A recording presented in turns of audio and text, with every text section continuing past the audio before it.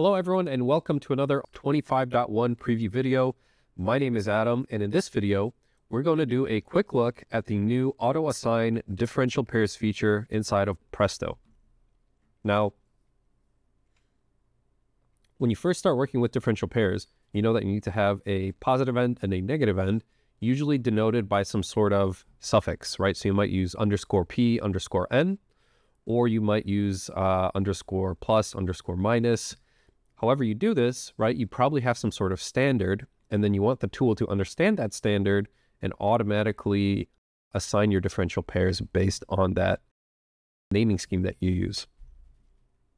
Now, the cool thing about differential pairs is once you have a differential pair set, when you're using something like the routing command, instead of routing just a single trace at a time, right, you would be routing the entire, both sides of the differential pair together. And to do that, we'll go up into the setup menu here and then select differential pairs. And this is the new differential pair automatic setup tool that we have in Presto 25.1. Now, what this allows you to do is pick, what are your differential pair polarity indicators? So like I said, if you use _p _n in order to denote your differential pair ends, then you can leave that checked. If you use _t _c, I personally don't use that, so I'll go ahead and uncheck that. I also don't use _pos _neg, and also this plus minus, not used by me.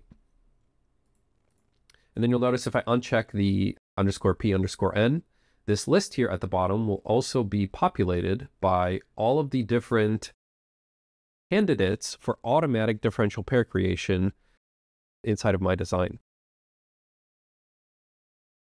Now you can also add some user-defined polarity indicators. So for example, if you do underscore, well, I'm trying to think of a good example here, but let's just do _a and _b. Just add that. So _a _b. If I had a net like that in my design, then it would be added to this list, assuming that it matches this user-defined polarity indicators. Now, most of the time, if you're working on a design, you'll only have one standard, right? But this allows you to kind of, have your own standard also listed here as well. Now, if there's a prefix that you want to add to each of your differential pairs, so for example, diff underscore, then you'll notice that the new differential pair name will now have a name of diff underscore and then the name of the pair that it's creating. And the way that it actually creates that pair, so if you look at, for example, this, let's just make this a little larger. So TXO SO L clock _P and TXO SO L clock _N. So what it does is it removes that suffix, and assuming that the name matches, it just uses whatever is left over after removing that suffix and adds that to that name, whether or not you have this, prefix added here. So let's go ahead and select create diff pairs.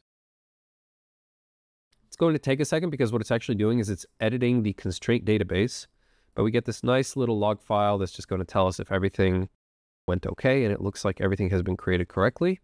So we can go ahead and close. And then if I go into my constraint manager,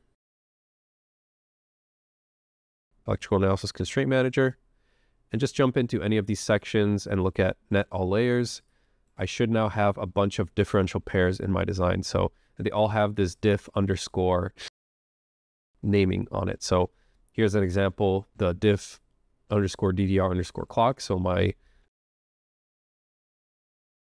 clock signal for my DDR interface.